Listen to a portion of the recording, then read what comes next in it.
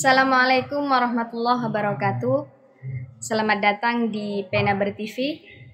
Kali ini kita akan mengadakan podcast, yang mana podcast kali ini adalah podcast kami kedua di Penaber TV.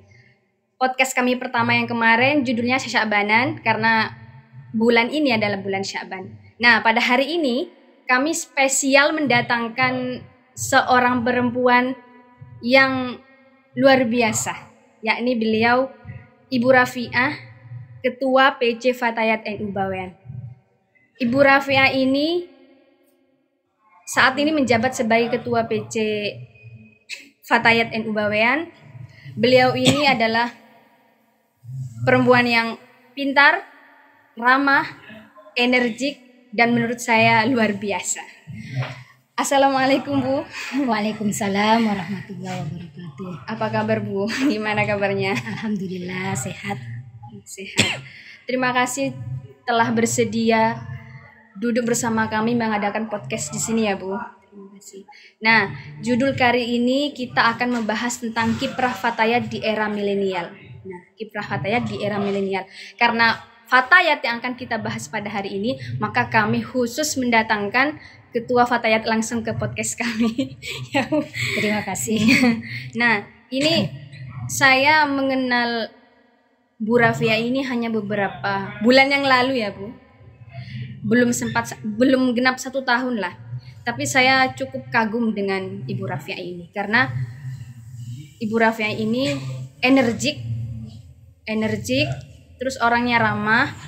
Beliau bukan hanya beliau yang aktif di NU, suaminya juga, suaminya di Banser, Ibu Rafiah sendiri di Fatayat. Jadi menurut saya beliau ini pasangan yang luar biasa khidmahnya kepada NU ya Bu. Ya ini, karena sudah hadir di sini, saya ingin bertanya beberapa pertanyaan ya Bu. Pertanyaan yang pertama ini Bu, langsung ke intinya saja ya Bu. Oke, biasa, santai. Nah, ini asal usul Bu Rafiah menjadi ketua Fatayat ini gimana? Kok bisa langsung jadi ketua Fatayat tuh, kok bisa?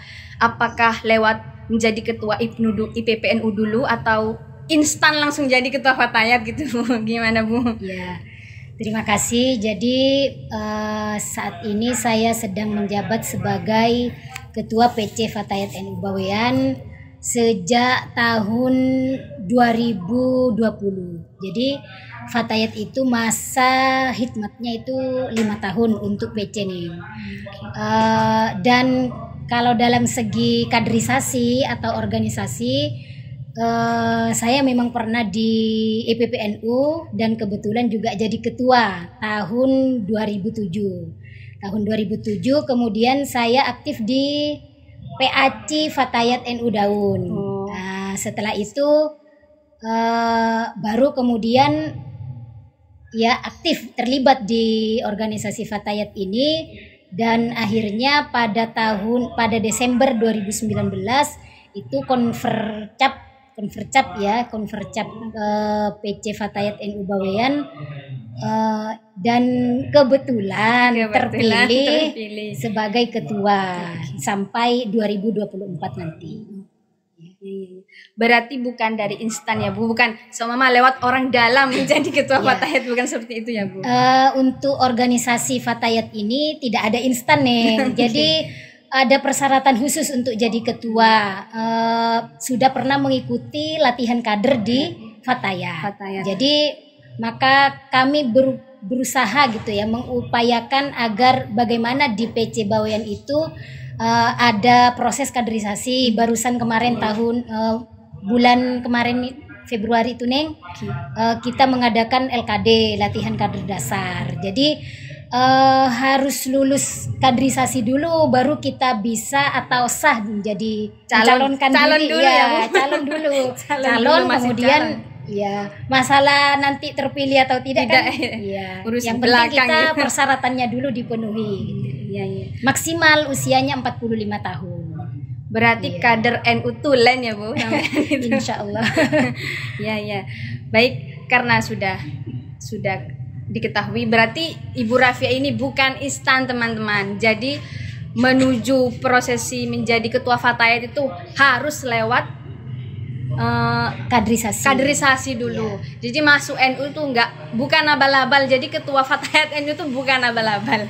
Nah, untuk pertanyaan yang kedua ya Bu, takutnya sampean itu ingin segera ke bawah. Panggilan untuk Fatayat sahabat nih. Sahabat. Jadi biar terlihat muda. Jadi nggak usah panggil ibu, tapi sahabat. Sahabat. Karena secara umur saya lebih muda daripada. Baik, untuk pertanyaan kedua, posisi Fatayat di NU itu sebenarnya Fatayat itu apa sih Bu? Posisinya apa, sebagai apa gitu di NU itu? Jadi kalau di struktural NU, Fatayat itu termasuk banom atau badan otonom, artinya punya kepemimpinan sendiri. Siapa Fatayat itu? Fatayat itu perempuan atau ibu-ibu muda NU. Ibu-ibu muda NU. Kan ada itu Neng lah yang sekarang disairkan itu. Fatayat ibu muda pemudinya NU. Ya, GP Ansor pemudanya NU. Ibnu IPP NU, pelajarnya NU. Suami aktif di Ansor. Iya. Bapak muda nih, pemuda. Terus lanjut. Ya, itu posisi Fatayat di NU. Jadi menjadi banom badan otonom NU. Mempunyai kepemimpinan sendiri, punya PDPRT sendiri dan lain sebagainya. Beda sama muslimat. Tetapi tetap bernaungan di NU. Nah, kira-kira umur kalau di Ibnu umurnya idealnya berapa, kalau di Fatayat idealnya berapa gitu Bu? Kalau setahu saya dulu itu di aturannya di PPOA itu kalau pelajar itu Ibnu dan IPPNU dari 12 tahun sampai 25 tahun. Yang Fatayat itu dari 20 tahun sampai 45 tahun. Iya maksimal. Tapi kalau menjadi anggota tidak apa-apa nih sampai 47. Untuk menjadi ketua itu tidak boleh lebih dari 45. 40 lah maksimal biar energik. Energik sekali. Berarti kalau di muslimat itu rata-rata sudah sepuh-sepuh ya Bu? Ya 45 ke atas. Tapi untuk kaderisasi tidak apa-apa masuk di dalam kepengurusan muslimat juga, tetapi belum di depan nih. Belum ketua lah. Untuk pengkaderan. Dan mungkin suatu saat nanti kemungkinan besar ketua muslimat yang akan datang. Ada Bunyai ini. Khusus Bunyai itu. Ya. Untuk pertanyaan yang selanjutnya, sebenarnya Fatayat di bawah kepemimpinan sampean ya Bu, sahabat. Menasangkel untuk di bawah kepemimpinan sampean, Fatayat ini mau dibawa kemana? Ya secara aturan organisasi ya kita lurus saja nih sesuai dengan programnya, tidak dibawa kemana-mana meskipun memang di Fatayat itu banyak juga anggota atau kader Fatayat itu yang aktif di partai politik atau di pemerintahan, tapi kita tetap organisasi Fatayat. Ya, jadi misalnya dia secara aktif ada di misalnya ikut partai politik dan sebagainya, ya atas nama pribadi. Kalau secara organisasi itu ada aturan tersendiri untuk tidak merangkap di organisasi politik. Kalau berperan aktif di politik tidak masalah nih. Tidak masalah. Tapi jangan sampai mencampur adukan antara politik dan Fatayat. Ya gitu betul ya, Bu? sekali nih. Itu pertanyaan yang seharusnya, yang menurut saya menarik untuk ditanyakan. Nah, kemudian pertanyaan selanjutnya, sebenarnya program Fatayat itu apa saja sih Bu programnya? Banyak nih. Kalau menurut saya malah Fatayat itu mempunyai peran di semua lini. Sebab banyak program, diantaranya di bidang ekonomi itu ada pemberdayaan ekonomi atau pemberdayaan UMKM, pengusaha UMKM. Itu hanya meliputi perempuan kan? Iya sebenarnya ya kita utamakan yang perempuan dulu. Karena di PC itu punya pasar nih, punya pasar online namanya Yasmin Mart. ya. Berarti Itu usaha ya, Bu? ya, mengcover semua produk sahabat-sahabat di tingkatan ranting untuk dijualkan, dipasarkan produknya. Itu di bidang ekonomi. Di bidang kesehatan juga ada bidang kesehatan. Kalau programnya dari PW itu nih yang kita turunkan ke setiap PC itu ada 9 program Fatayat yang kita sebut dengan TISO Himmat. Wah, TISO Himmat. namanya aja sudah luar Iya. biasa. Jadi yang pertama itu Asifa, Ajang Potensi Fatayat. Kita kemarin 2020 ya kalau nggak salah, ikut berperan ya karena kita menurut kami itu di PC kan mungkin saja tidak sebanding dengan PC-PC yang lain, tapi kita mau belajar, jadi kita ikut mendaftar mengikuti ajang potensi Fatayat. Ya. Tapi alhamdulillah dapat hadiah, dapat penghargaan sebagai apa itu kemarin peserta istimewa atau apa, yang jelas bawean itu dapat gitu. Wah, Karena di kancah luar wilayah itu wilayah, ya. Jadi se-Jawa Timur nih. se-Jawa Timur. Ya ikut, dan alhamdulillah kita masuk dalam nominasi itu, kita ikut dalam 10 besar, 15 besar ya. Kita dapat hadiah juga sebagai peserta favorit atau apa gitu. Dari Bawean, Bu? Dari Bawean. Oh, cukup berbangga. Tepuk tangan. Iya, itu juga program turunan dari pimpinan wilayah. Kita juga yang kedua hafal ini nih. Yang kedua sejuta kader. Sejuta kader itu ya kita mengcover semua kader Fatayat yang sudah mengikuti LKD, yang sudah mengikuti LKL, TOT, dan seterusnya. Kemudian Gavantara. Gavantara ini yang kita fokuskan pada program tahun ini nih. Gavantara ini gerakan Fatayat dan gerakan Fatayat Sehat dan Santri Nusantara. Wah. Kita buat termasuk ini ke pesantren-pesantren Neng, tapi Penabar belum Turbalah. kita. Bukan Neng, tapi kita mendampingi pondok pesantren agar pondok pesantren itu menjadi pondok pesantren yang sehat, yang dilihat dari lingkungannya sehat, makanannya bergizi gitu Neng. Jadi kita hanya buat pilot proyeknya dulu, ada 2 pesantren di Kecamatan Sangkapura dan Kecamatan Tambak. Kita sudah MOU dengan pengasuh. Jadi nanti kalau misalnya 2 pesantren ini sukses, nanti kita ke pesantren-pesantren yang lain. Wah, yang diantaranya nanti di pondok pesantren itu harus ada pengelolaan sampahnya, kemudian PHBS-nya, pola hidup bersih dan sehat, kemudian apalagi banyak itu nih kita MOU dengan pondok pesantren. Jadi kita mendampingi, kemudian melihat perkembangannya setelah sebelum dan sesudah didampingi Fatayat. Termasuk pengelolaan sampah Putri Majeti itu ya. Kalau pengelolaan sampah Putri Majeti ini kemudian memang inisiatif dari Fatayat, dan kebetulan kami kan punya program ini di bidang Gavantara ini membentuk mengelola sampah istilahnya. Tetapi kalau kita lihat dari ada TPS 3R, ada TPST, itu TPS bank sampah ini yang paling mungkin untuk kita kerjakan karena kita lebih ringan. Ya, kalau TPS 3R itu kan mengelola, kita harus kerja keras itu nih, mengolah sampah yang plastik, yang organik dan anorganik. Kalau di bank sampah itu manajemennya seperti bank.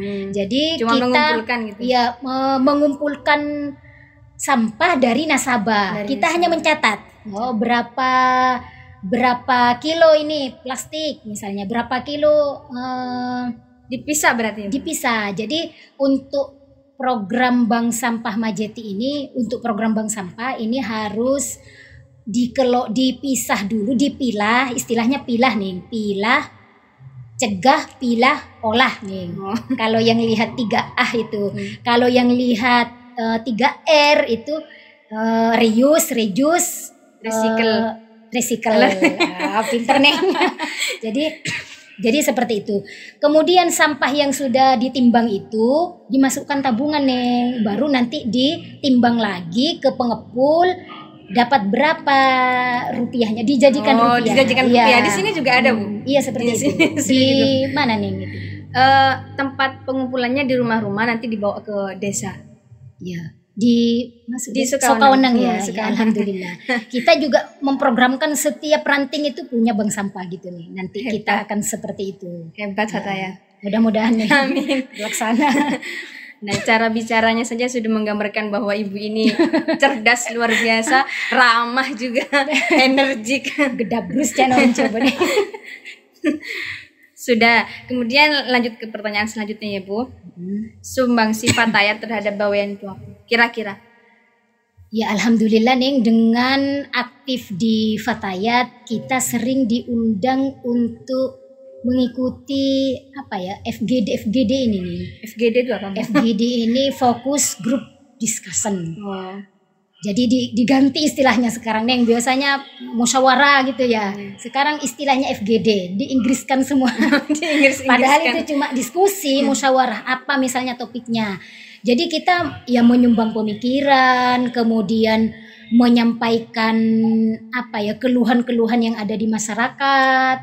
Kalau dilihat dari programnya sebenarnya kita di semua lini ini ada. Tinggal kita mensinergikan dengan pemerintah. Namanya organisasi masyarakat nih, kita kan minim di itu ya. Kita mau punya ide seperti ini tapi kita tidak terrealisasikan. Tidak terrealisasikan. Nah, ini Bu, lupa saya. Fatayat itu punya usaha garam kan, Bu? Iya. Itu gimana ceritanya, Bu? Sebenarnya itu juga Neng, bersinergi dengan PT Garam Indonesia. Kemudian ini sebenarnya kerjasama PW, cuma PW itu memberikan ke PC. Jadi tidak hanya di Bawean itu yang punya usaha garam itu, tapi banyak PC yang lain. Dan kita senangnya itu karena garam tersebut ada label Fatayat gitu ya. Jadi itu produk dalam negeri itu nih, produk artinya kita mencintai produk Indonesia itu. Jadi PT Garam itu memang hasil dari petani garam Indonesia sendiri. Jadi yang membeli garam Fatayat itu nih berarti silakan dipromosikan sekalian, Bu. Ya, garam Fatayat itu ya biangnya garam beriodium gitu nih. Iya. Ya itu. Nah, terakhir ini Bu, apa peran Fatayat di era milenial ini?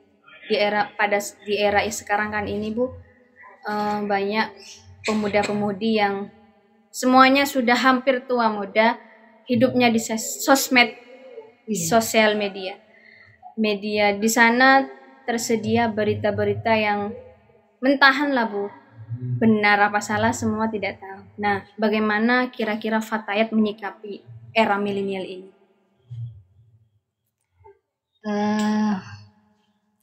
Kalau masalah sosmed itu mungkin kita harus punya media tandingan.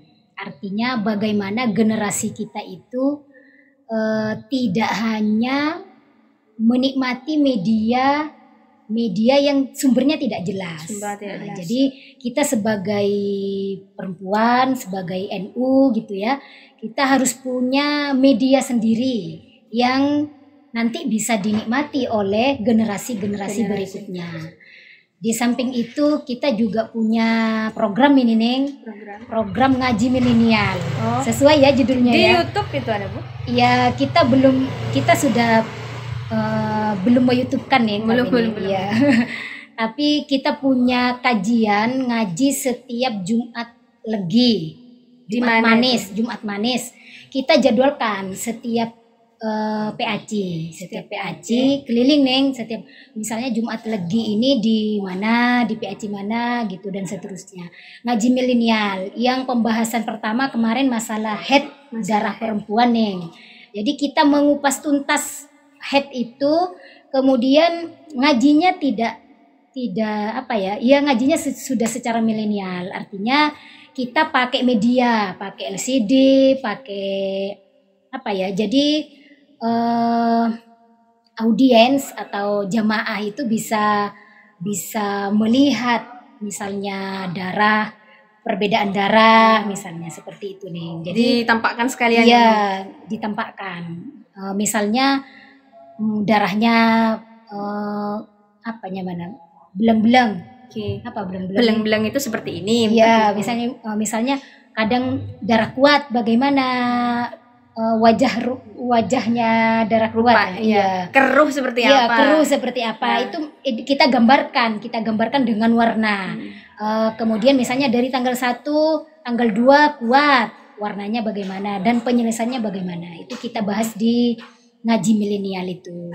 Dan nanti bulan Ramadan juga kita mengadakan safari Ramadan juga nih. Safari Ramadan. Ya. Kemudian untuk mengatasi sekarang kan marak ya Ning, karena mungkin ya pengaruh media juga sosmed juga, banyak anak-anak atau generasi muda yang kebablasan nih. Jadi nikah muda dan sebagainya, kemudian ya pernikahan dini. Atau kita menyebutnya itu pernikahan anak nih. Jadi dilarang itu kan, dilarang tidak boleh. Di bawah umur ya. Iya, menikahkan anak itu. Ada yang memang faktor orang tua mau menikahkan atau faktor anak itu sendiri memang sudah kepepet gitu. Kita punya program di bidang advokasi. Jadi kita punya bidang advokasi, hukum dan advokasi, kemudian bidang itu mempunyai lembaga nih, lembaga perlindungan perempuan dan anak. Itu kita kerjasama dengan Pengadilan Agama Kecamatan Sangkapura. Juga kita punya program untuk sosialisasi apa dampaknya, misalnya kita menikah di bawah umur dan sebagainya. Kita punya agenda untuk sosialisasi ke pesantren, juga lembaga-lembaga tingkat atas itu nih, yang sudah agak rawan itu nih ya, agak rawan seperti itu. Berarti itu program yang tentang perlindungan anak program dari pusat apa dari sini sendiri? Ya memang semua di Fatayat itu nih, di Fatayat dari tingkat pusat sampai tingkat ranting harusnya memang ada LKP3A itu nih, disingkat dengan LKP3A.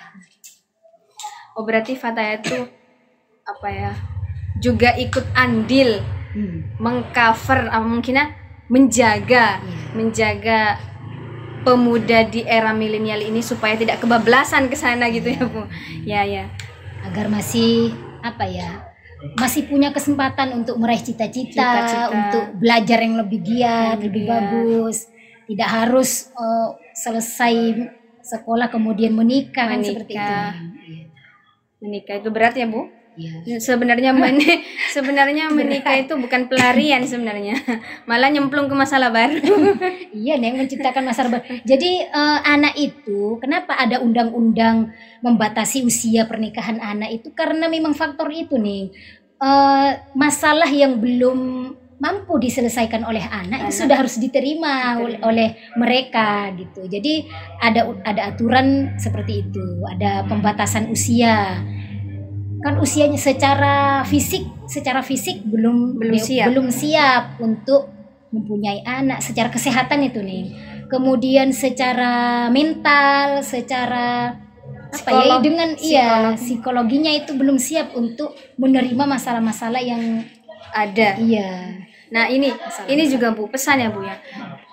Sering sekali anak-anak santri itu kalau sudah malas belajar, bosen aku, pengen nikah. Lah, memangnya nikah itu solusi? Iya, makanya. Malahan kamu menikah itu nyemplung ke masalah baru, bukan menyelesaikan masalah gitu.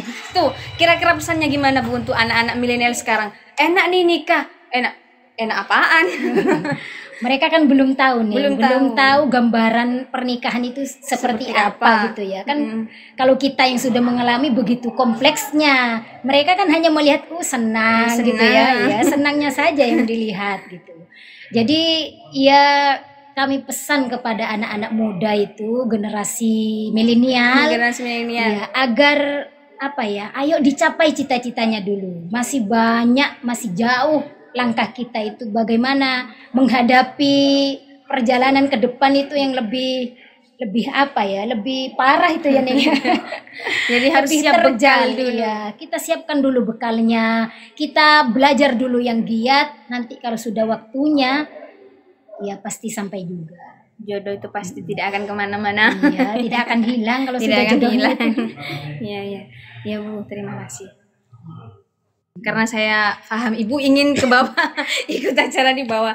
Nah, pesan untuk generasi muda sekarang, pesan untuk kami yang di IPNU atau di EPPNU sebagai kinto kan mungkin etas nasakuti matayat pesanan apa kira-kira? Ya sebenarnya untuk menjadi kita aktif itu bukan seberapa pandai kita, bukan seberapa cerdas kita tetapi seberapa ringan langkah kita. Untuk meringankan itu nih yang perlu kita hati yang ikhlas, kemudian pikiran positif itu ya. Kalau kita membebani pikiran kita, saya punya tugas ini, tak terhitung kan tugas kita ya, tugas apalagi perempuan Neng. Ada tugas rumah tangga, belum kita terkait dengan profesi kita misalnya sebagai ibu. Ya, sebagai ibu, sebagai misalnya ngajar Neng, misalnya jadi guru dan sebagainya. Kalau kita semua tugas kita itu kita jadikan beban, maka berat bagi kita untuk melangkah gitu. Jadi kita berpikir positif saja, kita ikhlas, lakukan apa yang kita bisa, bukan apa yang kita mau. Saya mau ini bermimpi ya Neng. Ya, tapi kita tidak mampu. Apa yang bisa kita lakukan? Ayo kita lakukan. Berarti sudah ya seperti itu. Berarti pesan dari Ketua Fatayat untuk generasi muda, terutama bagi perempuan, lakukan apa yang kita bisa, jangan lakukan apa yang kita mau. Kalau melakukan sesuatu apa yang kita mau, ya banyak yang kita tidak mau sebenarnya kan gitu. Ya, mungkin hanya ini. Terima kasih Ibu atas waktunya. Sahabat saja. Sahabat, terima kasih sahabat Rafiah atau Ibu Rafiah yang sangat kami takzimi atas waktunya. Mohon maaf apabila dari kata-kata saya dari awal, karena mungkin secara umur saya terlalu muda untuk Ibu yang sudah agak sepuh. Sepuh nih. Ibu muda pula kan Ki muda Bu. Ki terima kasih. Mohon maaf. Kemudian sebenarnya Kinto banyak potensi gitu nih. Ayo bergabung di Fatayat. Bisa kita temu. Iya, saya kan serius. Iya, jadi mari kita jadikan Fatayat ini wadah untuk mengapresiasi diri, untuk berdakwah, untuk menyumbang ide itu tadi melalui Fatayat nih. King. Terima kasih buat atas waktunya. Mohon maaf. Ini pasangan suami istri ini itu sana salah. Terima kasih buat atas waktunya. Ini beliau Ibu Rafiah Ketua Fatayat bersama suami, ini perlu dicontoh himmah kiprahnya dan juga mungkin Bu semangatnya untuk istilah lagi.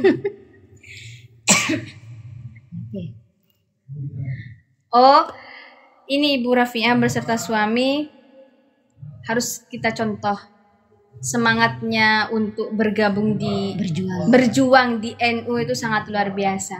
Terima kasih buat atas waktunya. Sama-sama Neng. Terima kasih Neng. Assalamualaikum warahmatullahi wabarakatuh. Waalaikumsalam warahmatullahi wabarakatuh.